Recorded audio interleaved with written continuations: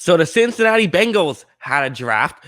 They went out and let's talk about what they did. Obviously, the first pick, Jamar Chase. People were back and forth on this. Not really because, listen, everyone likes Jamar Chase. He's universally agreed to be a great prospect. I think my concern is I don't see him as a Calvin Johnson prospect, basically, where he's just a can't miss, definitely going to work out and going to be awesome type of guy, especially when wide receivers are historically, that's the most difficult position to evaluate. So there's a very real chance, like Kyle on the podcast said it really well, I thought, where would anyone be shocked if someone like Rashad Bateman or Kadarius Toney ended up being the best receiver out of this draft class? I mean, last year, people would have called you crazy if you had Jefferson as the best receiver out of that draft class. Now that looks like it's going to be the case. So I do think that there is some question marks, and with how many good receivers were out there, I think they probably would have been better off going with Sewell than going with and getting a receiver in a second than what they ended up doing. That being said, though, they got a really good player, and like their offense looks better now than it did a week ago. So, or probably a little bit more than a week ago, because I'm not sure when I'm uploading this video, but just before the draft, of course. I'm recording this only about a week after the draft, so that's why I said that. But, they got a really good player, and it's kind of hard to really sit here and bash them too much when they did get a great player who it's more the position than anything else. So, yeah, that's kind of my thought. And they got Jackson Carman in the second round, who I got to be honest, I want to watch more tape on before I give a strong evaluation. But, if they like him, they got him with a mid-second round pick because they traded down a little bit. So getting someone that can help out the offensive line. And I think their thought a little bit was, we have a left tackle. So we have like the most important position.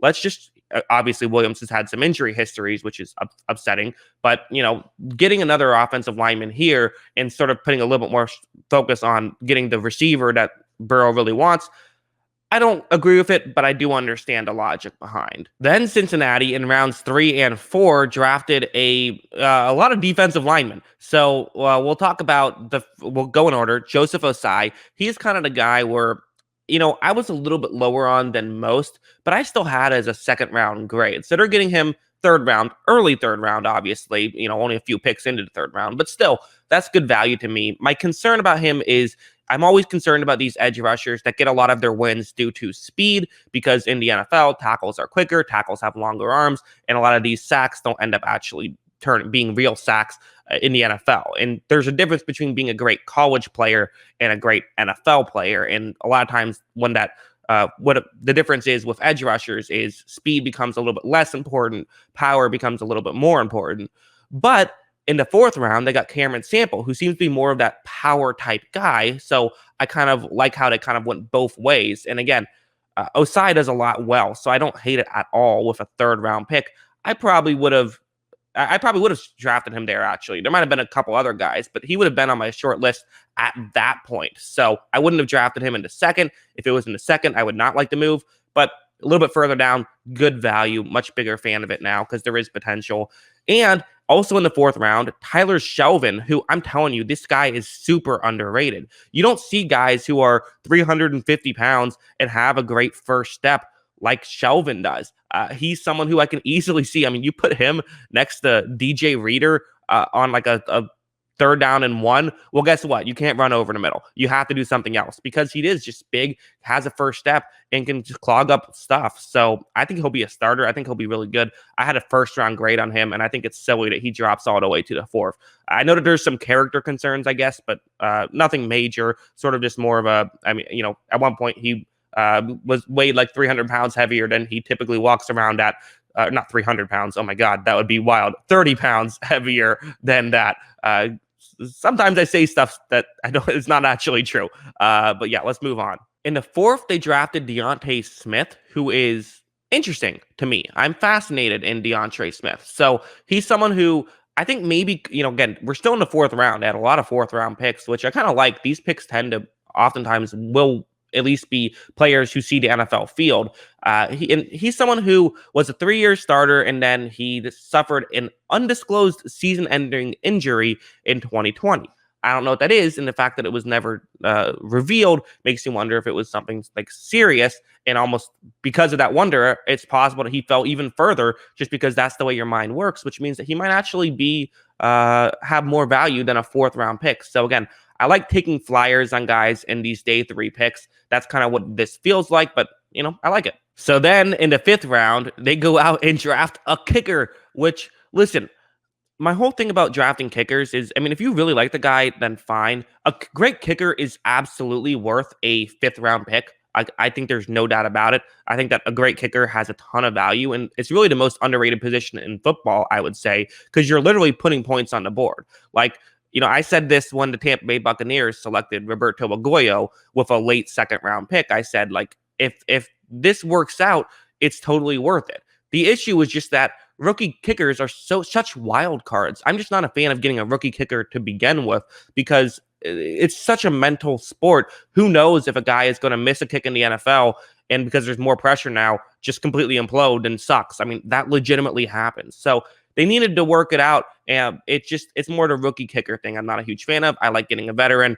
Granted, it's not like Randy Bullock was great last year anyway, but I don't hate getting a kicker in the 5th round. I just hate getting a rookie kicker. That's kind of my thing. And you're not going to get a non-rookie kicker in the 5th round. That's not how the draft works. You can't say I draft Justin Tucker.